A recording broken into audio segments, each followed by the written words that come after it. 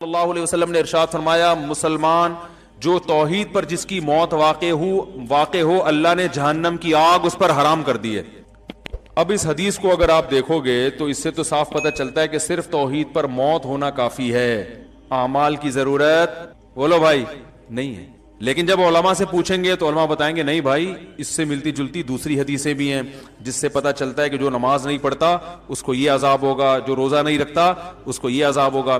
آپ کو پتہ ہے حضرت ابو ہریرہ رضی اللہ تعالی عنہ ایک مرتبہ وہ جا رہے تھے تو انہوں نے حضرت عمر رضی اللہ تعالی عنہ ان کو ملے، وہ حدیث سناتے جا رہے تھے سب کو، من قال لا الہ الا اللہ دخل الجنہ، جس نے کہا کہ اللہ کے سوا کوئی عبادت کے لائق نہیں وہ جنت میں داخل ہوگا۔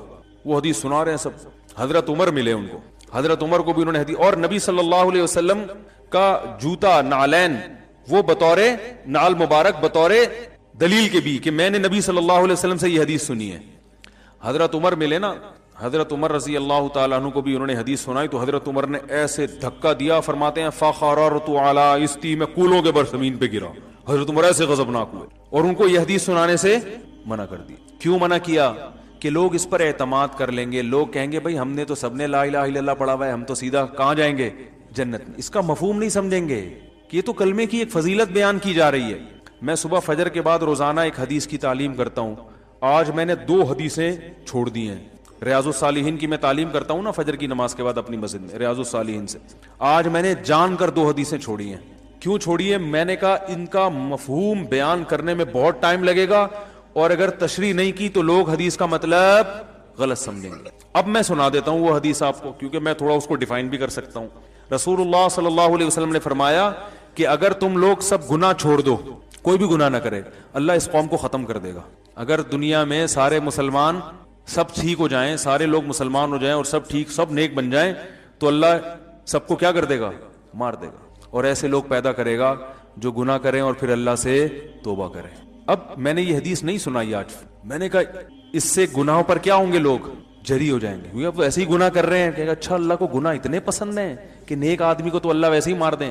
بھائی اگر اللہ کو گناہ پسند ہوتے تو اللہ گناہگاروں کو جہنم میں ڈالتا ہے؟ بھائی یہ اصل میں توبہ کی فضیلت پر ہے، یہ گناہ چھڑوانے کے لیے ہے، کیونکہ گناہ تو کوئی نہ کوئی کسی نہ کسی درجے میں کر ہی رہا ہوتا ہے نا، تو ان کو تسلی دی جا رہی ہے کہ بھائی توبہ اتنی بڑی نیکی ہے کہ اللہ کو اس زمین پر توبہ والی نیکی بھی چاہیے۔ سمجھ آ رہی ہے بات؟ تو اگر کسی سے گناہ ہو گیا تو مایوس نہ ہو، توبہ کر کے توبہ والی نیکی کا آپشن اس کے پاس ہے، اور یہ نیکی اللہ کو اتنی محبوب ہے کہ دنیا میں اگر یہ نیکی ختم ہو گئی توبہ والی نیکی تو اللہ کو ایسے لوگ پسند ہے ہی نہیں۔ اللہ تو چاہتے ہیں کہ گڑ گڑاؤ میرے سامنے تاکہ مجھے معاف کرنے میں مزہ بھی تو آئے نا۔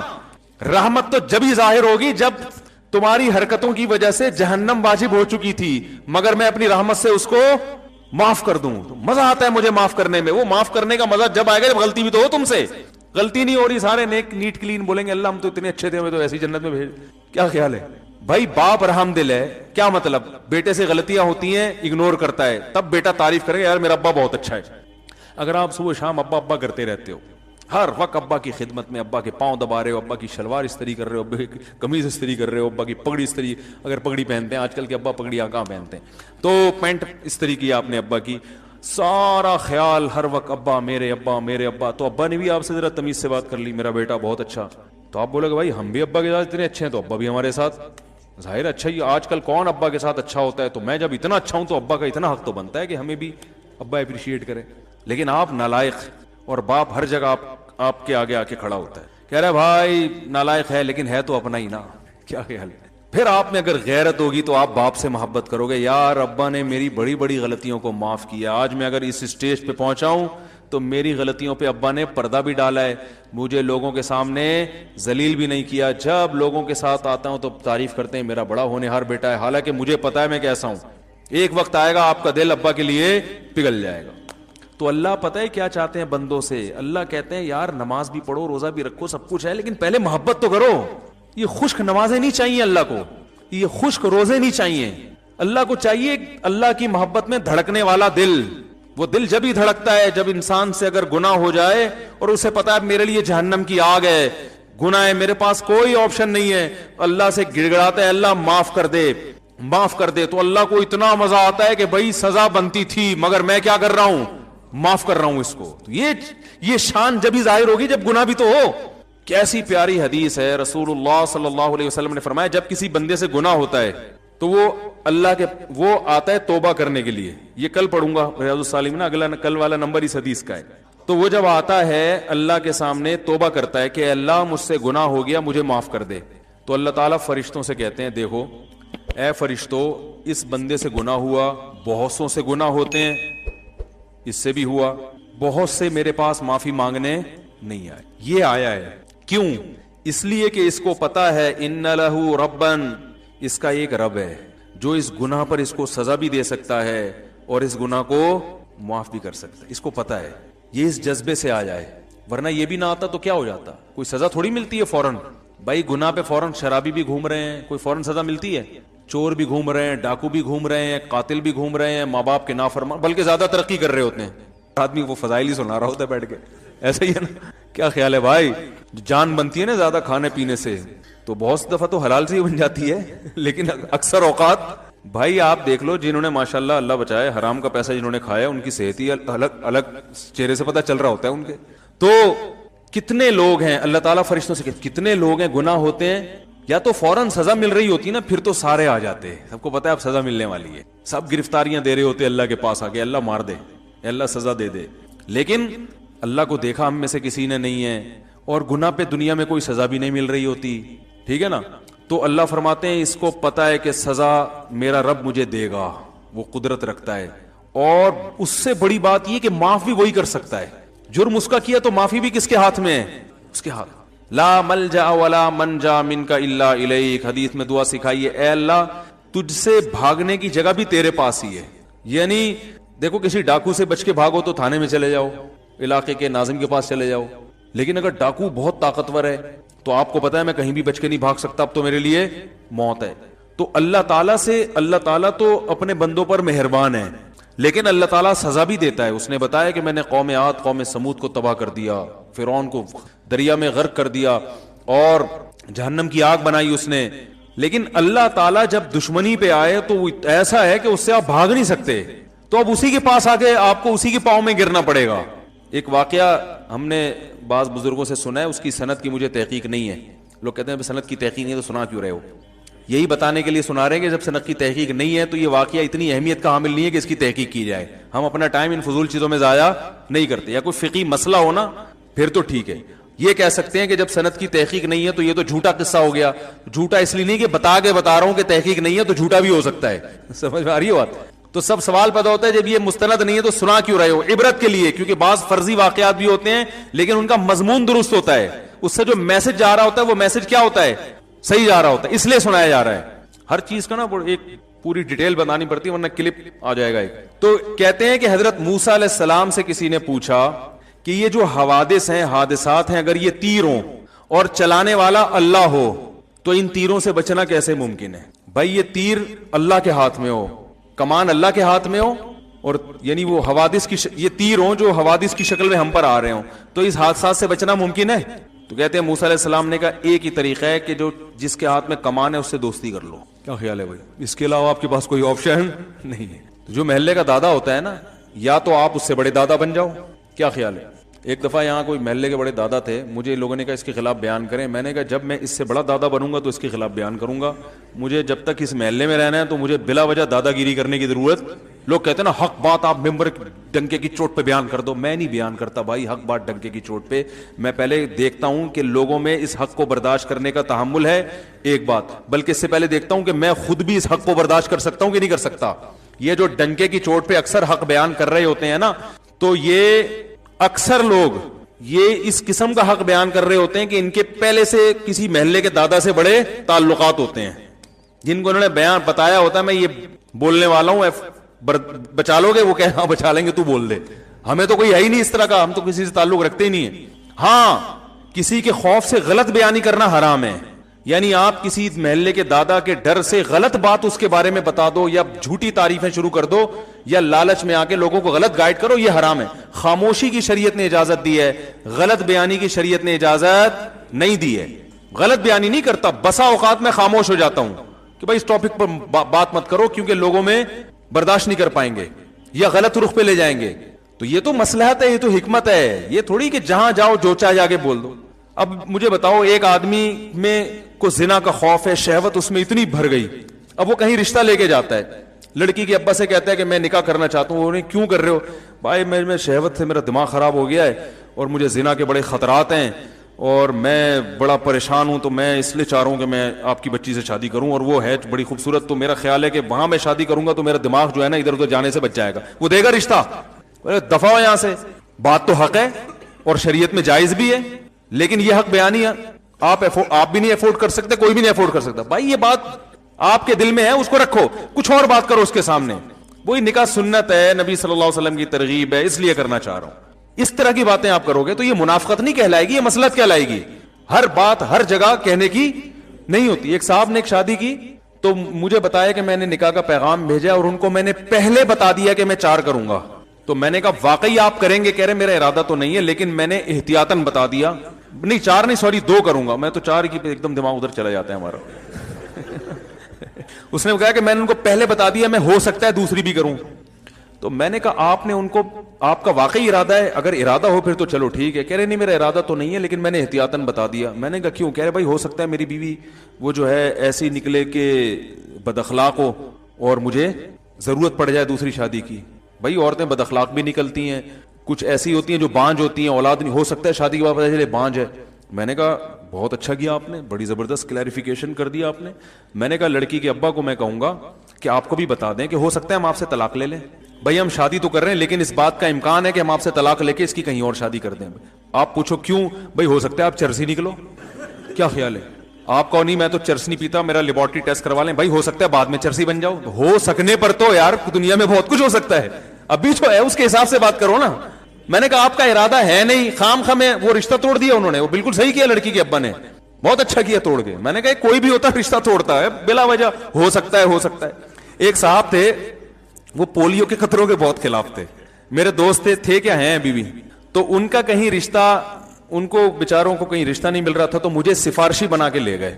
کہیں کوئی لڑکی کا رشتہ آیا ان کے لیے تو مجھے سفارشی بنا کے لے گئے کہ آپ بھی چلیں, تھوڑا تھا آپ تھوڑے سے مشہور آدمی ہیں تو میری سفارش کر دیے گئے تو چانس زیادہ ہے. میں نے کہا چل بھائی ٹھیک ہے لے چلتے ہیں. ہم چلے گئے وہاں تو وہ لڑکی کے والد بھائی وغیرہ آ کے بیٹھے, مجھے بڑی عزت دی انہوں نے. میں نے کہا ہمارے دوست ہیں نکاح کرنا چاہتے ہیں آپ کی بچی سے, اس سلسلے میں ہم حاضر ہوئے تھے. انہوں نے کہا ٹھیک ہے جی, بھی ایجوکیشن کیا ہے وغیرہ وغیرہ جو پوچھا جاتا ہے. اس دوران پھر وہ جب بات مکمل ہوئی تو وہ کہنے لگے دیکھیں میں جب نکاح کروں گا تو میں پہلے ایک بات بتا دوں کہ میں بچوں کو پولیو کے قطرے نہیں پلاؤں گا.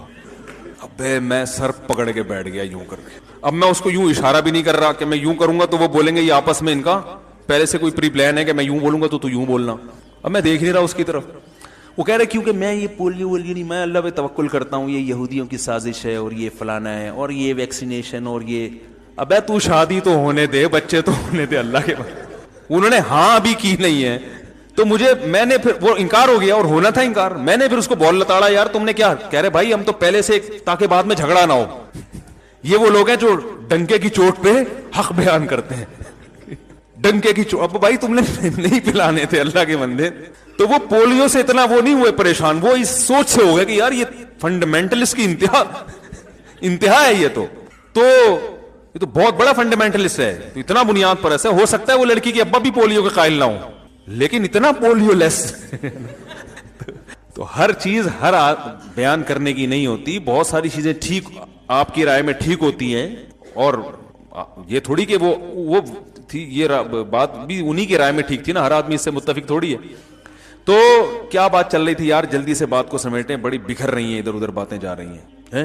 انہوں نے تو انکار کر دیا, وہ کہاں پولیو والے سے کرتے یار, خود سوچو یار, کوئی بھی نہیں کرتا, بولتا کیا ہے پاگل ہے کیا کر رہا ہے بھائی تو ہاں حضرت موسیٰ علیہ السلام کا میں بتا رہا تھا کہ بھائی اگر آپ یعنی تیروں سے بچنا آپ کے لیے جب ہی ممکن ہے جب تیر چلانے والے سے دوستی کر لو. تو جب تیر چلانے والے سے دوستی کرو گے تو معاملہ سیٹ ہو جائے گا. تو اللہ کا معاملہ بھی ایسا ہے کہ حدیث میں آتا ہے جب کوئی گناہ کرتا ہے تو اب اس کے پاس آپشن کیا ہے, اللہ سے بچ کے جانا کس کے پاس ہے, اللہ ہی کو منانا ہے کہ اللہ تجھے ستایا تو اب تو ہی معاف کر سکتا ہے. تو اللہ کو یہ ادا اتنی پسند آتی, گناہ کرنا پسند نہیں آتا, اللہ کو غضب آتا ہے اس پہ, گناہ سے پلٹنا پسند آتا ہے. اب اس نیت سے کوئی گناہ کرے کہ میں پہلے گناہ کروں گا تاکہ پلٹ کے اللہ کو راضی کروں تو وہ بیوقوف ہے. بھائی اس کی مثال علماء یہ دیتے ہیں کہ جب آپ کا زخم بھرتا ہے تو والدین خوش ہوتے ہیں نا, آپ بھی خوش ہوتے ہو, لیکن آپ اس نیت سے زخمی کرو اپنے آپ کو دوبارہ کہ پہلی دفعہ جب مجھے زخم ہوا تھا تو جب میں ٹھیک ہوا تھا تو بڑی خوشی ہوئی تھی, اب میں دوبارہ اپنے ہاتھ کاٹتا ہوں تاکہ میں ٹھیک ہوں تو مجھے خوشی ہو. تو یہ پرلے درجے کا بے وقوف ہے, حماقت. ابے بھائی تو پہلے سے ٹھیک ہے تو خراب کیوں کر رہے اپنے آپ کو؟ تو اسی طرح علماء کہتے ہیں گناہ ہو گیا تو توبہ کرو. توبہ کی نیت سے گناہ کرنا یہ پرلے درجے کی حماقت اور بے وقوفی ہے. اس کے بہت نقصانات ہیں, وہ نقصانات کیا ہیں ایک الگ ٹاپک ہے. تو اللہ کو توبہ اتنی پسند, حدیث میں آتا ہے جب توبہ کرتے ہیں اللہ کہتے ہیں دیکھو اس کو پتا ہے کہ میں ہوں معاف کرنے والا, تو اللہ کیا کرتے ہیں؟ معاف کرتے ہیں. فرشتوں سے کہتے ہیں گواہ رہو. نبی نے فرمایا پھر دوبارہ اس سے غلطی ہو جاتی ہے. اب یہ پھر پریشان ہوتا ہے, یار میں نے تو اللہ سے معاہدہ کیا تھا اب نہیں کروں گا, اب دوبارہ ہو گیا. تو یہ پھر اللہ کے پاس آتا ہے, اللہ معاف کر دے. تو اللہ کہتے ہیں دیکھو دوبارہ غلطی ہوئی ہے, اب یہ پہلے سے بھی بڑا جرم ہے. ایک تو گناہ, اوپر سے اللہ سے کیا ہوا ایگریمنٹ توڑا اس نے, لیکن اس کو پتا ہے اس گناہ پر بھی سزا دے گا کون؟ اللہ. اور معاف کون کر سکتا ہے؟ اللہ. تو اس جذبے سے دوبارہ معافی مانگ رہا ہے, بار بار آتا ہے, بار بار معافی مانگتا ہے. اللہ ہر دفعہ فرشتوں کو یہ کہہ کے معاف کرتے ہیں اس نے نہ مجھے دیکھا نہ میرے عذاب کو دیکھا. اس گڑ گڑانے کو اللہ پسند کرتے ہیں. تو اس لیے حدیث میں آتا ہے سارے اگر نیک پرہیزگار بن جائیں اللہ سب کو ختم کرے گا, ایسے لوگ پیدا کرے گا جو غلطی کریں اور پھر اللہ سے توبہ کریں. اس کا مطلب یہ نہیں ہے کہ اب آپ غلطیاں, کیونکہ ہم میں سے ہر شخص بہت سی غلطیاں کر چکا ہے, اب آپ کو نئی غلطی جو ہے نا معاشرے میں جو ہے وہ اس کا تعارف کروانے کی ضرورت نہیں ہے. تو توبہ کی ترغیب ہے, یہ غلطیاں کرنے کی ترغیب. اس کو نبی صلی اللہ علیہ وسلم نے اس انداز سے ڈیفائن کیا ہے, اس انداز سے سمجھایا ہے تاکہ توبہ کی, ورنہ ایسا ہوگا نہیں. تو یہ توبہ کی اتنی بڑی فضیلت ہے. اب اگر آپ ادھوری حدیث سنیں گے نا تو فوراً لوگوں کا ذہن کہاں جاتا ہے؟ گناہ کی طرف, کہ یار گناہ کوئی اتنی بڑی چیز نہیں ہے. بھائی گناہ بہت بری چیز ہے, قتل پر کتنی شدید وعیدیں, نماز قضا کرنے پر. زنا اللہ کو اگر پسند ہوتا تو اللہ یہ کہتے کہ زانی کو چوک میں کھڑا کر کے 100 کوڑے مارو. اللہ تو ستار ہے نا, گناہوں پہ پردہ ڈالنے والا. لیکن زانی کا جرم گواہوں سے ثابت ہو گیا, اللہ کہتے ہیں نا نا نا, چوک پہ لا کے اس کو 100 کوڑے مارو. شادی شدہ تو سنسار کر دو, پتھروں سے مار کے ہلاک کر دو. اس سے پتہ چلتا ہے اللہ کو گناہ پہ ذرا بھی خوشی نہیں ہوتی, گناہ سے توبہ پہ خوشی ہوتی ہے اللہ تعالیٰ کو. تو میں یہ عرض کر رہا تھا کہ چاہے حدیث ہو, چاہے میڈیکل سائنس کی کوئی خبر ہو, چاہے سیاست کی کوئی خبر ہو, یا ملک میں کوئی ایسی خبر ہو کہ یہ ہونے والا ہے, تو وہ خبر ہمیشہ متعلقہ امور کے جو ماہرین ہیں ان تک لوٹائی جائے گی, ان سے ریسرچ کی جائے گی. آپ بتائیں ڈاکٹر صاحب, یہ جو گردوں کے بارے میں ایک خبر آئی ہے کہ انسان کے 3 گردے ہوتے ہیں اور واٹس ایپ پہ بڑی گھوم رہی ہے, آپ اس سے متفق ہیں یا نہیں ہے؟ ٹھیک ہے نا, ٹھیک ہے. اور فلاں جو خبر آئی ہے کہ کوئی حکمت سے متعلق ہو تو کسی بڑے حکیم سے پوچھا جائے, یا سیاست سے متعلق ہو تو جو سیاسی امور کے ماہرین ہیں ان سے پوچھا جائے.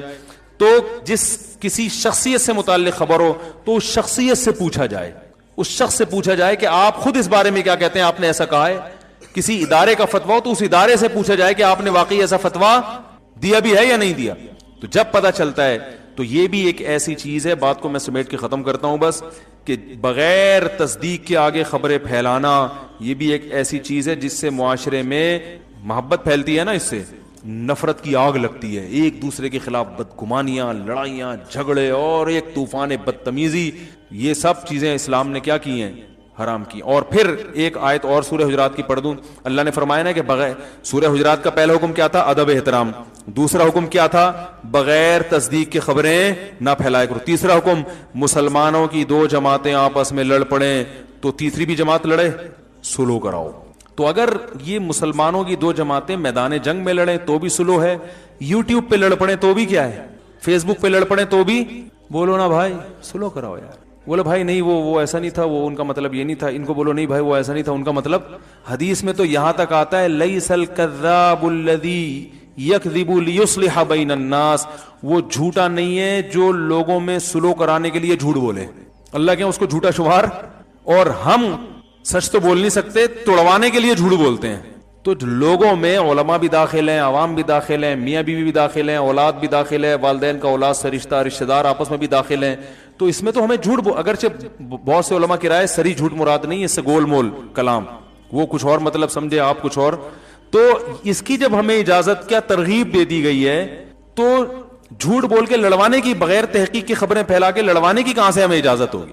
تو اس لیے اللہ نے فرمایا انما المؤمنون اخوۃ فاصلحوا بین اخویکم, مومنین آپس میں بھائی ہیں, ان کے درمیان آپس میں سلو کراؤ. اور آگے پھر اللہ نے بہت سارے احکام دیے. تجسس مت کرو, ٹوہ میں مت لگو کسی کی. کوئی نجی زندگی میں کیا کر رہا ہے اس میں مت گھسو. کہاں جاتا ہے وہ, آفس سے آنے کے بعد لیٹ گھر کیوں آتا ہے, کدھر جا رہا ہے, میں ذرا دیکھوں یہ بندہ جاتا کہاں ہے. وہ تمہیں کیا کرنا ہے یار, کہاں جاتا ہے بھائی. ایک آدمی نے کسی سے پوچھا تیری بیوی بدصورت ہے خوبصورت ہے, اس کو غصہ آیا کہ تو کیوں پوچھ رہا ہے, کہہ رہا ہے جنرل نالج کے لیے. تو جنرل نالج کے لیے کہ عنوان سے گھروں میں گھس رہے ہیں لوگ, نجی زندگیوں میں. نبی صلی اللہ علیہ وسلم نے فرمایا اگر کوئی شخص تمہارے گھر میں جھانکے, ابھی گھسا نہیں ہے, جھانکے پرمیشن کے بغیر, فرمایا اس کی آنکھ پہ پتھر مارو, اس کی آنکھ پھوڑ دو. یعنی سوری, یہ نہیں فرمایا کہ آنکھ پھوڑ دو, فرمایا کسی نے پتھر اٹھا کے آنکھ پھوڑ دی تو زمان نہیں ہے, پھوڑنے کے لیے نہیں ہے, اس نے تو ویسے ہی پتھر اڑا لیا کہ میرے گھر میں جھانک کیوں رہا ہے, ویسے ہی پتھر مارا اور اتفاق سے کیا ہو گیا, کوئی زمان نہیں ہے. یہ حدیث میں آتا ہے. کتنی شدید وعید ہے کہ ابھی گھسا نہیں ہے, صرف جھانک رہا ہے. وجہ کیا ہے کہ بھائی جب وہ اس کی پرائیویٹ زندگی, آپ کیوں اس پہ الجھ رہے ہو. اور آپ بتاؤ ہمارے یہاں یوٹیوب پہ جب کسی کو عزتوں کو اچھالا جاتا ہے تو ان کے گھریلو حالات ڈسکس کیے جاتے ہیں کہ نہیں. ابے فلاں نے اپنی بیوی کو طلاق دے دی ہے, پتہ ہے کیوں دی ہے, ابے فلاں تو فلاں کی لیڈی کو لے کے بھاگ گیا, ابے یہ جو فلاں نے شادی کی مجھے پتا ہے سیٹنگ کی شادی ہے یہ. بھائی اتنی باتیں گھروں میں گھس رہے ہیں, ریکیاں کر رہے ہیں, یہ کہاں سے آ رہا ہے, کدھر جا رہا ہے, یہ کیا کر رہا ہے, یہ کیوں کر رہا ہے, یہ نجی زندگی لوگوں کی تبصرہ. اچھا پھر اس میں بھی یہ اکثر یہ کیا ہوتا ہے کہ یہ جو مشہور لوگ ہوتے ہیں نا, ان کی میاں بیوی میں علیحدگی ہوتی ہے تو ان کی عورتیں آ کے پھر کلپ ریکارڈ کرواتی ہیں, انٹرویو دیتی ہیں, میرے میاں نے یہ ظلم کیا, میرے میاں نے یہ ظلم کیا. لوگوں نے میاں کو گالیاں دی ہوئی ہوتی ہیں نیچے. او بھائی یہ تمہیں کیا پتا کیا بھی ہے کہ نہیں کیا, یا کبھی میاں کے ریکارڈ کروا رہا ہوتا ہے ہم دونوں کا رشتہ. جو مشہور شخصیات ہوتے ہیں نا, جو پہلے سے میڈیا پہ آ رہے ہوتے ہیں, وہ اصل میں ایکچولی یہ ہوا تھا, یہ یوں کر رہی تھی, تو عورت کو گالیاں دے رہے ہوتے ہیں لوگ. چھوڑو مٹی ڈالو بھائی, او بھائی علیحدگی ہو گئی, میاں بیوی تو بھاڑ بھیجا, ہمیں کیا کرنا ہے. اتنا گھستے ہیں, ہر گھر کی خبر, اس گھر میں یہ ہو رہا ہے, اس گھر میں یہ ہو رہا ہے, فلاں کی بیٹی پردہ کرتی ہے, فلاں کی بچے کی اتنی سیٹنگ چل رہی ہے, فلاں یہ کرتا ہے, فلاں وہ کرتا ہے. تو جو بھی کر رہا ہے بھائی, آپ سے اس کے بارے میں سوال نہیں ہوگا. اللہ نے فرمایا وَلَا تَجَسَّسُوا, جاسوسی مت کرو. صرف جاسوسی جنگ کے موقع پر جائز ہے, سمجھ رہے ہو, خفیہ ایجنسیوں کے لیے جاسوسی جائز ہے, وہ بھی آپ کی نجی زندگی کی نہیں, بلکہ یہ کہ یہ اتنی ایکٹیویٹیز نوٹ کرنا کہ بھئی کنٹری کے خلاف تو کوئی کام نہیں کر رہا. ایجنسی والے گڑبڑ پتہ کیا کرتے ہیں, وہ آپ کی جو جیسے اس کو کسی آفیسر نے ذمہ داری لگائی نا کہ فلاں مولانا صاحب آج کل بڑے چہک رہے ہیں, دیکھو کہیں یہ را کا ایجنٹ تو نہیں ہے, یہ کہیں جو ہے نا کوئی اور ملک کے خلاف تو نہیں ہے, ذرا اس کی تحقیق کرو. وہ ایجنسی والا کیا کرے گا, نجی زندگی میں گھس جائے گا, آپ کے لیپ ٹاپ نکال کے آپ کی بیوی کی تصویریں دیکھنا شروع کر دے گا. اور کیا کرے گا, وہ ہر وہ سارے گھریلو راز جاننے کی کوشش میں اس کا غلط فائدہ اٹھا رہے ہو. یہ بہت ہوتا ہے لوگوں کے ساتھ. کوئی مشہور شخصیت ہے, کوئی سیاستدان ہے, اس کے بارے میں انکوائری ایجنسی والے کرتے ہیں تو اتنی محدود نہیں رکھتے کہ بھائی بس اتنا دیکھ لو ملک کے خلاف ہے نہیں, اس کے گھر میں گھسنے کی کیا ضرورت ہے تمہیں. میں پہلے میرے پیچھے ایجنسیز بہت لگتی تھیں, اب تو شکر ہے ان کو اطمینان ہو گیا, یہ ملک کے خلاف نہیں. ہم خدا کی قسم بہت سو سے زیادہ اس ملک سے محبت کرتے ہیں, اور یہ صرف ہوائی دعوے نہیں ہیں. ہم اگر وہ اپنی قربانیاں بتائیں کہ ہم نے اس ملک کے لیے کیا کیا ہے تو وہ ایک الگ ٹاپک شروع ہو جائے گا. حقیقت میں اس ملک سے ہمارے علماء نے ہمیں یہ سکھایا ہے کہ یہ ملک ہے تو ہم ہیں, اسلام ہے. اگر یہ ملک ختم ہو گیا تو جیسے بغداد کا سقوط ہوا تھا نا, اس سے اسلام کو فائدہ ہوا, نقصان ہوا. اس کے بعد خلافت عثمانیہ کا خاتمہ ہوا, اس کے بعد مغلیہ سلطنت کا خاتمہ ہوا, پھر خلافت عثمانیہ, سب سے پہلے ہوئی خلافت بغداد ختم. بغداد کی خلافت کے بعد مسلمانوں پر دوسرا زوال آیا, اندلس کی خلافت ختم ہوئی ہے. اس کے بعد مسلمانوں پر زوال آیا بر صغیر پر, مغلیہ سلطنت کی واٹ لگ گئی, ختم ہو گئی. پھر زوال آیا, خلافت عثمانیہ ختم ہوئی. اب بڑے بڑے ماہر علماء سے میں نے سنا ہے کہ اب اگر اسلام ایک پاورفل حیثیت میں کہیں ہے تو وہ پاکستان میں ہے. یعنی جس کی ایک پاور ہے نا, ایک پاورفل آرمی ہے جس ملک کے پاس. سعودی عرب کے پاس آرمی نہیں ہے, ترکی کے پاس آرمی ہے, مگر وہاں اسلامی شعار اتنے زیادہ نہیں ہے, 50%. طیب اردوغان جب تک ہے تو ہے, اگر اللہ نہ کرے اس کو شکست ہوگی تو پھر لبرل حکومت آ جائے گی. بالکل ہی, یعنی ان کے آئین میں اسلام نہیں ہے. ہمارا تو آئین اسلامی ہے بھائی, ہم تو اس سے پیچھے نہیں ہٹ سکتے. ٹھیک ہے درجنوں خرابیاں ہیں, لیکن آئین میں ہی پہلی شق ہے کہ قرآن و سنت کے منافی کوئی قانون نہیں بنے گا. آگے جتنی قانون سازی ہوگی اس کے مطابق ہوگی, وہ اگرچہ نہیں ہو رہی لیکن ریڑھ کی ہڈی میں اسلام شامل ہو گیا ہے. تو ہمارا یہ عقیدہ ہے کہ اب اگر اللہ نہ کرے پاکستان کو کچھ ہوا تو یہ ایسا سقوط ہوگا کہ اس کے بعد اٹھنے کے قابل نہیں رہیں گے.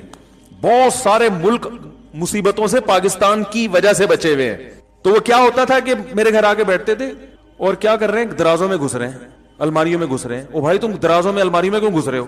تم بالفرض اگر ایجنسی کے آدمی ہو, تمہیں حکومت نے یہ, میرے 10-15 سال پرانی بات ہے جب دہشت گردی عروج پر تھی نا, تو وہ ان کی ذمہ داری بھی تھی, دیکھیں جو مشہور لوگ ہیں ذرا ان کو. تو بھائی ٹھیک ہے آپ گھسو, لیکن ڈراز میں کیوں گھس رہا ہے بھائی تم؟ یہاں کے بم رکھا ہوا ہوگا کہ یہاں پہ وہ کیا ہے, اپنی ٹھڑک. ایجنسیوں نے ان کے ذمہ یہ ٹچے ہوتے ہیں, چھوٹے چھوٹے جو ہوتے ہیں نا, گھوم رہے ہوتے ہیں. ایجنسی میں جو آفیسر ہے اس نے ان کو یہاں تک جانے کی اجازت نہیں دی ہوتی, لیکن وہ اپنی ذاتی کے راز پہ مطلع ہو جاؤں کسی طرح, پھر میں ذاتی طور پہ بلیک میل کروں گا. سمجھ رہے ہیں نا, کمپیوٹر میں گھس رہا ہے, کبھی کیا کر رہا ہے, کیا میں اندازہ ہو جاتا ہے بندہ ٹھیک نہیں ہے. یہ بھی ممکن ہے ایجنسی کا نہ ہو, ویسے ہی کوئی بندہ آ گیا ہو, آپ کسی کو مہمان کے طور پہ کمرے میں بٹھا کے جائیں اور وہ آپ کی ڈرازیں کھول کے چیک کرنا شروع کر دے. آپ چائے بنانے کے لیے گئے اور وہ, تو یہ گھٹیا اور نیچ حرکت ہے یا نہیں ہے؟ بھائی تمہیں یہاں بٹھا گئے ہیں, تمیز سے بیٹھو یار. ڈراز کھول کے دیکھ رہا ہے اور جو ہے وہ کمپیوٹر کھول کے دیکھ رہا ہے. آپ کسی کو موبائل پکڑا دو, فوراً ان باکس میں جا کے میسج پڑھنا شروع کر دے گا وہ. تو یہ ہے لا تجسسوا. اللہ فرماتے ہیں جاسوسی صرف اس کی ہوگی جو جس کے بارے میں آپ کو خطرہ ہے کہ ملک کے خلاف تو نہیں جا رہی ہے, تو اس کی بھی جاسوسی اتنی ہوگی جتنی ملک کے دفاع کے لیے ضروری ہے. اس کی ختنے چیک کرنا شروع کر دیں آپ بیٹھ کے باقاعدہ. چلو ختنے اس نیت سے کہ کہیں ایسا نہ ہو کہ وہاں کا ایجنٹ ہو, وہ بھی چلتا ہے. تو یہ کر رہے ہیں لوگ یہ کام. تو یہ ہے تجسس, یہ اسلام میں کیا ہے, حرام ہے. ایک دفعہ کیا ہوا, ہمارے پڑوس میں نا کھڑکی کھلتی ہے, یعنی ہمارے مین گیٹ سے دوسری طرف, وہ ہماری کھڑکی نہیں, ان کی کھڑکی ہماری طرف کھلتی ہے, ہمارے گھر کی طرف نہیں, دروازے کی طرف. تو ادھر ٹی وی چل رہا تھا. اب ایک خاتون آئی, ان کی نظر کھڑکی میں بڑی فلم چل رہی ہے, یا ٹی وی چل رہا ہے یا کیا, واللہ عالم, اکثر فلمیں چل رہی ہوتی ہیں ٹی وی میں. بس ان کو اندازہ ہو گیا ٹی وی چل رہا ہے. اب وہ ہمارے گھر میں گھسی, ملنے کے لیے آئی تھی. اب وہ نا, اب ان کو یہ نہیں پتا کہ یہ ساتھ کمرہ ہمارا نہیں ہے, ہمارے پڑوسیوں کا ہے. اب ان کو یہ تجسس, مفتی صاحب کا گھر ہے اور کیا چل رہا ہے یہاں پہ, ٹی وی. اب میرے گھر والے مجھے بتا رہے ہیں کہ ٹک کے بیٹھی نہیں ہے وہ, ان کو یہی فکر کہ یار وہ والے کمرے میں جاؤں جہاں, کہہ رہے ان کی ایکٹیویٹیز سے مجھے اندازہ ہو, کبھی یوں جا رہی ہیں, کبھی یوں جھانک رہی ہیں, کبھی یوں جھانک رہی ہیں, کبھی ایسے کر کے دیکھ رہی ہیں. تو ہمارے گھر والے کہتے ہیں مجھے اندازہ ہو گیا جو پڑوسیوں کا ٹی وی ہے نا, اس سے ان کو غلط فہمی ہو رہی ہے. اور کیونکہ کمرے ساتھ ملے ہوئے ہیں تو یہ سمجھ رہی ہیں کہ مفتی صاحب کے گھر میں ادھر ممبر پہ بیٹھ کے ٹی وی کے خلاف تقریریں کرتے ہیں, اور گھر میں کیا چل رہا ہے, ٹی وی چل رہا ہے. تو گھر والوں نے کو بتا دیا کہ یہ جو آپ یوں کر رہی ہے نا, یہ ان کا ٹی وی, ہمارا نہیں ہے, دوبارہ جا کے اچھی طرح سے دیکھ لیں, ایسا نہ ہو وہاں جا کے خبریں پھیلانے. تو بھائی اگر آپ کو گھر میں بلایا چائے کے لیے, چائے پیو, پتلی گلی سے نکلو, آپ جھانک جھانک کے یوں کرنا یوں کرنا یوں کرنا, کتنی گھٹیا حرکت ہے. یہ چل رہا ہے مارکیٹ میں, اور یہ اگر صفائی نہ ہوتی تو ان کو تو یہ ہو جانا تھا. تو ہمیں تو شریعت نے سکھایا ہے اچھا گمان. بس یہ ایک واقعہ سنا کے بیان ختم کرتا ہوں. میں بچپن میں تبلیغ والوں کے ساتھ کہیں گشت کر رہا تھا.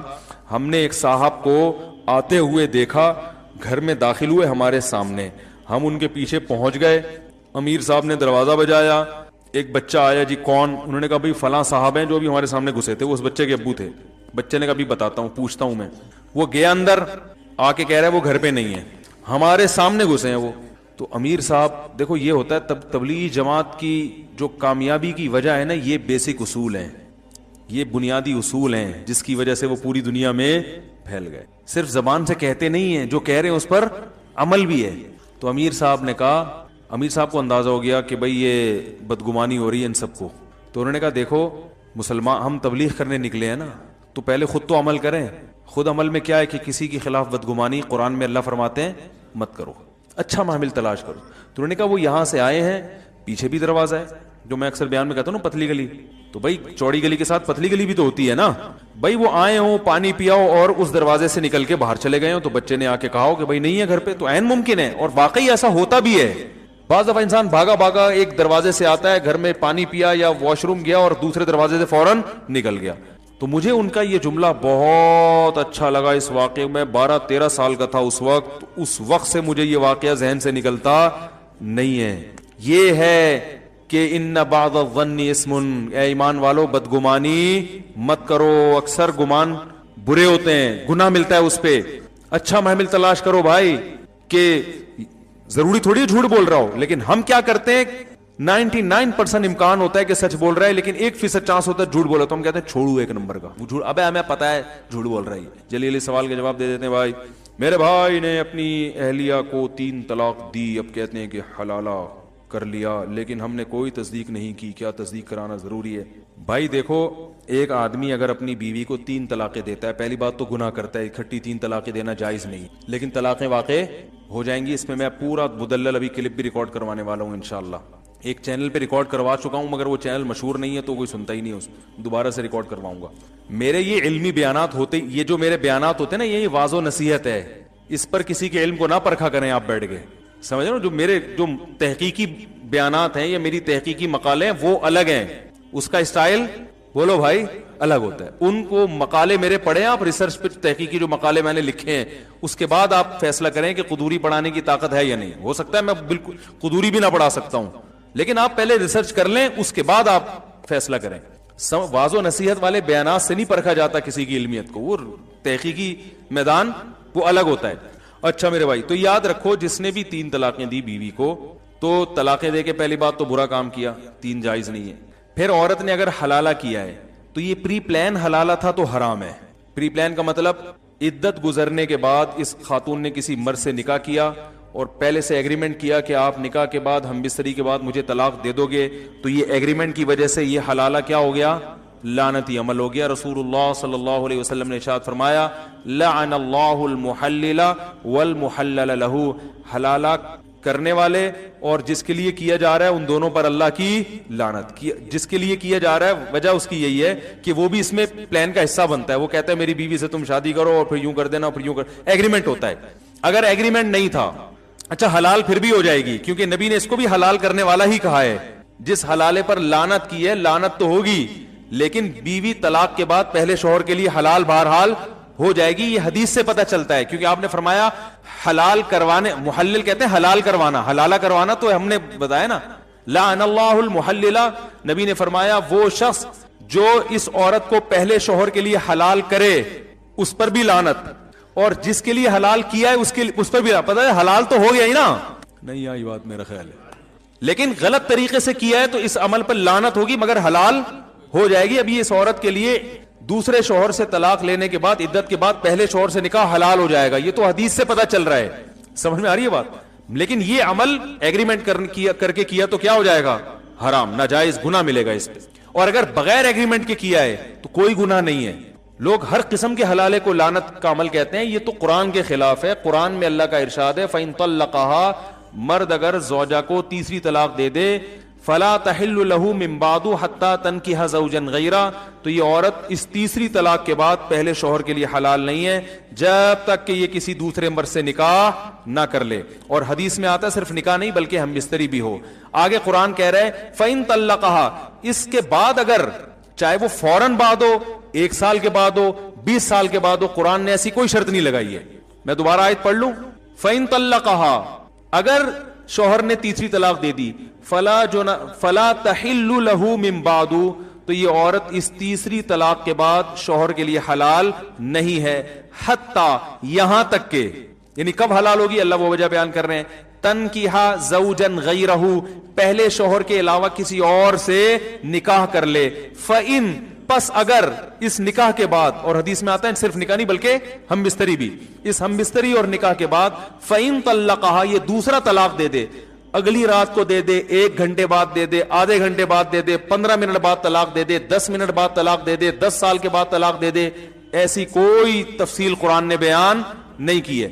چاہے 10 منٹ کے بعد طلاق دے دے، ہم بستری کی، ہم بستری کرتے ہی طلاق دے دے، اللہ فرماتے ہیں فلا جناح علیہما ان یتراجعا، تو پرانے والے میاں اور اس پرانی بیوی جو ہے نا اس کی، ان دونوں کے لیے کوئی گناہ نہیں ہے اس میں ان یتراجعا، کہ یہ دوبارہ شادی کر لیں آپس میں۔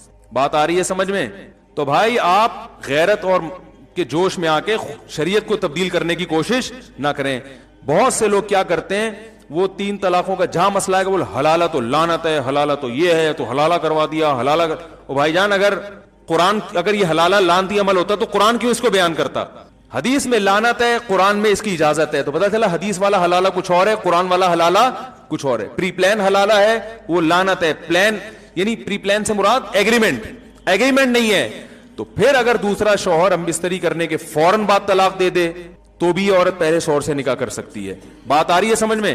اچھا، یہ بھی جائز ہے کہ عورت نے پہلے سے ایگریمنٹ نہیں کیا، شوہر دوسرے شوہر ہیں جب بیوی سے ہمبستری کی تو عورت کے لیے یہ بھی حلال ہے کہ فوراً طلاق مانگ بھی لے. اس کے ناجائز ہونے کی بھی قرآن و سنت میں کوئی دلیل نہیں ہے. طلاق عورت اگر بغیر کسی ریزن کے مانگے نا اپنے شوہر سے تو گناہ ہے. ایسی عورتوں کو منافقات میں شامل کیا گیا ہے جو جنت کی خوشبو بھی نہیں پائیں گی. لیکن اگر کسی ریزن کی وجہ سے مانگ رہی ہے تو اسلام میں یہ غلط بولو نا بھائی نہیں ہے. تو یہ بھی ایک ریزن ہے کہ میں اپنے پہلے شوہر کے پاس جانا چاہتی ہوں کیونکہ میرے اس سے بچے ہیں. تو یہ ریزن ہے بھائی میری یادیں اسی سے وابستہ ہیں. سوال پیدا ہو جب اس سے تھی تو مجھے نکاح کیوں کیا؟ بھائی اس لیے کیا کہ اس سے اجازت نہیں ہے نکاح کرنے کی. آپ سے اجازت تھی تو آپ سے کر لیا. بات آ رہی ہے سمجھ میں؟ اور یہ سوچا تھا کہ اچھے لگے تو رہوں گی, نہیں لگے تو نہیں. مجھے نہیں اچھے لگ رہے, مجھے آپ کے منہ سے گٹکے کی بدبو آ رہی ہے. کوئی بھی وجہ ہو سکتی ہے. اب اگر آپ یہاں تجاوز کرتے ہیں نا کہ نہیں یہ طلاق لے کے شادی نہیں کر سکتی, یہ اب قرآن پر کیا ہے؟ آپ اپنی عقل لڑا کے قرآن کے حکام کو کیا کر رہے ہو؟ چینج کر رہے ہو. بات آ رہی ہے سمجھ میں؟ تو اسی وقت طلاق لے کے, ہاں دوسرے پر جبر نہیں ہے. وہ کہیں میں نہیں چھوڑوں گا. آپ نے طلاق مانگی, وہ کہیں میں نہیں طلاق دیتا, تو عورت کو زبردستی کرنا جائز نہیں ہے. ٹھیک ہے جب نہیں دیتے تو آپ ہی میرے مقدر میں میاں ہیں, شادی تو ہم نے کوئی ایگریمنٹ تو کیا نہیں تھا, مجبوراً گزارا کریں گے. مننے کے ابا آپ ہی بنو گے تو گزارا کریں اس کے ساتھ. اور اگر وہ چھوڑ دیتا ہے اس پر بھی کوئی گناہ نہیں ہے. اس لیے گناہ نہیں ہے, وہ یہ کہتا ہے یار یہ اگرچہ میری بیوی ہے میں نہ چھوڑوں تو, لیکن جب یہ نہیں رہنا چاہتی, اس کے دل میں میرے لیے وہ جذبات نہیں بن سکتے جو پہلے کے لیے ہیں, تو چھوڑ دینا بہتر ہے یا نہیں ہے؟ بھائی میں تو لوگوں کو ویسے ہی مشورہ دیتا ہوں جن کی بیویاں طلاق مانگ رہی ہیں, کوئی ریزن نہیں. میں کہتا ہوں یار طلاق اچھی چیز نہیں ہے, لیکن یہ بھی اچھی چیز نہیں ہے جو نہیں رہنا چاہتی زبردستی گھسیٹ کے رکھو اس کو اپنے پاس. یہ کوئی اچھا کام ہے؟ ابے کیا ہو گیا؟ او بھائی محبت کا رشتہ ہے, محبت سے رہو, ٹھیک ہے نہیں رہ سکتے تمیز سے الگ ہو جاؤ نا. تو طلاق نہیں دینی چاہیے, لیکن اگر بیوی نہیں رہنا چاہتی, بیوی کے لیے تو غلط ہے بلا وجہ مانگے, لیکن آپ کے لیے بہتر یہی ہے کہ جب نہیں رہنا چاہ رہی تو یار ایسی عورت سے کرو شادی جو غیرت مند ہو, آپ سے ٹوٹ کے محبت کرے. نبی نے کیا فرمایا؟ تزوج الودود الولود, ایسی عورت سے نکاح کرو جو محبت کرتی ہو. تو یہ جب طلاق مانگ رہی ہے اس کا مطلب آپ سے یہ محبت نہیں کرتی. تو اگر آپ افورڈ کر سکتے ہو طلاق دینے کے بعد کہ بھائی مجھے دوسری مل جائے گی تو چھوڑ دو اس کو. اور اگر نہیں آپ کہیں یار میں تو اس سے بھی جاؤں گا ٹھیک ہے نا, مجھے ویسے ہی کوئی لفٹ نہیں کرائے گا معاشرے میں, پھر بے شک نہ چھوڑو. آپ بولو بھائی ٹھیک ہے تمہیں میں سمجھ میں نہیں آ رہا لیکن مجھے تم ہی سمجھ میں آ رہی ہو, تمہارے علاوہ مجھے کوئی سمجھ میں. تو اختیار تو اللہ نے مرد کو دیا ہے نا, سمجھ رہے ہیں بھائی میں نہیں رہ سکتا, مجھے تم سے اتنی محبت ہے, تمہیں اگرچہ نہیں ہے لیکن اب تو تم نے اپنی مرضی سے قبول ہے نا ہمیں, تو اب ہم تو تمہیں پہلے سے بھی زیادہ محبت ہو گئی, ہم نہیں چھوڑیں گے, جاؤ. تو بعض دفعہ مرد ایسا ہوتا ہے, ایک صحابی نبی کے پاس ہے, انہوں نے اپنی زوجہ کے بارے میں بتایا کہ کچھ ایسی حرکتیں بتائیں ان کی جو نازیبہ ہوتی ہیں, تو آپ صلی اللہ علیہ وسلم فرمایا ان کو طلاق دے دو. تو آپ نے حدیث کا مفہوم بیان کر رہا ہوں, آپ ان صحابی نے عرض کیا یا رسول اللہ میں بہت زیادہ محبت کرتا ہوں. آپ نے فرمایا ٹھیک ہے پھر مت دو. مطلب یہ کہ وہ عورت ایسی ہے کہ وہ رکھنے کے قابل نہیں ہے, لیکن اب تمہیں عشق کی حد تک محبت ہو گئی ہے تو ایسا نہ ہو کہ برائی میں نہ پڑ جاؤ کسی نا. ایسی عورت کو چھوڑو گے تو اب تمہیں اس ڈیزائن کی دوسری ملے گی نہیں, وہ زیادہ خوبصورت تھی یا کیا مسئلہ تھا اس میں, تو پھر تمہیں وہی.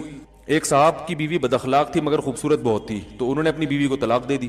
اب ان کو اچھے اخلاق والی مل گئی مگر اس کی شکل بیچاری کی بقول ان کے, آپ کوئی بھی نہیں جانتا نہیں ہے میں کس کی بات کر رہا ہوں, اس لیے کوئی غیبت نہیں ہے, کسی کا راز فاش نہیں کر رہا. تو وہ میرے پاس آئے, کہنے لگے یار وہ پرانی بہت یاد آ رہی ہے. میں نے کہہ رہا یار وہ ٹھیک ہے بد اخلاق تھی لیکن شکل اچھی تھی. کہہ رہے یہ اخلاق کی بہت, لیکن کہہ رہے شکل بالکل بھی اچھی نہیں ہے. تو میں نے کہا اب اس کو بھی گزارا کر لو. اب وہ ان کے ماشاءاللہ گزارا ہو رہا ہے, بچے بھی ہو گئے ان کے. میں نے کہا ورنہ جب اگلی ملے گی نا تو نہ اخلاق کی اچھی ہوگی اور نہ شکل کی ہوگی, پھر بولو کہ دوسری اخلاق کی تو اچھی تھی نا.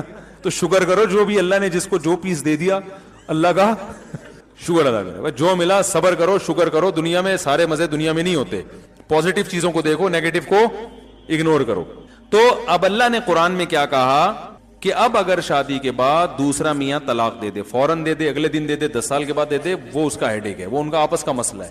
بلکہ علماء نے یہاں تک لکھا ہے کہ اگر دوسرا شوہر اس نیت سے طلاق دے دے کہ یہ پہلے شوہر کے ساتھ شادی کرنا چاہتی ہے, اس کے اس سے بچے ہیں, اس کے جذبات و فیلنگ اسی کے ساتھ ہیں, میرے ساتھ یہ نباہ نہیں کرنا چاہتی, تو اس طلاق پہ اس کو ثواب ملے گا. مقصد تو راحت, طلاق اس لیے بری چیز ہے کہ اس سے نقصان ہوتا ہے نا. یہاں طلاق کا نقصان کے بجائے کیا ہو رہا ہے, فائدہ ہو رہا ہے. اور دوسری بات جو حلالے کا مقصد تھا وہ بھی حاصل ہو گیا. مقصد یہ تھا کہ جب مرد نے 3 طلاقیں دی تھیں تو طلاق میں یا تو عورت قصوروار ہوگی یا کون قصوروار ہوگا, آدمی. یہی مسئلہ ہے نا. اگر عورت قصوروار تھی تو اس کی زندگی میں نیا مرد آیا تو اس کو کمپیئر کرنے کا چانس دیا شریعت نے, دیکھو یہ بھی ہے وہ بھی ہے, دونوں میں زیادہ اچھا کون ہے. اب سوچ سمجھ کے جانا, جو جھگڑے ہو رہے تھے اگر اس کا پرانا میاں غلط تھا تو وہ کبھی بھی پرانے کے پاس نہیں جائے گی. وہ سمجھ میں آ رہی ہے بات؟ وہ کہے گی اللہ نے میری جان چھڑا دی, میری زندگی میں ایک نیا مرد آ گیا, ایک اچھا آدمی مل گیا, میں اب آپ ہی کے ساتھ زندگی گزاروں گی, مجھے وہاں جانے کا کیا شوق ہے. دوبارہ اس کے پاس جانا چاہتی ہے, اس کا مطلب فالٹ کس میں تھا؟ عین ممکن ہے آپ میں فالٹ ہو. اب آپ کو اندازہ ہو گیا کہ جو ہے نا مرد کیسے ہوتے ہیں. اور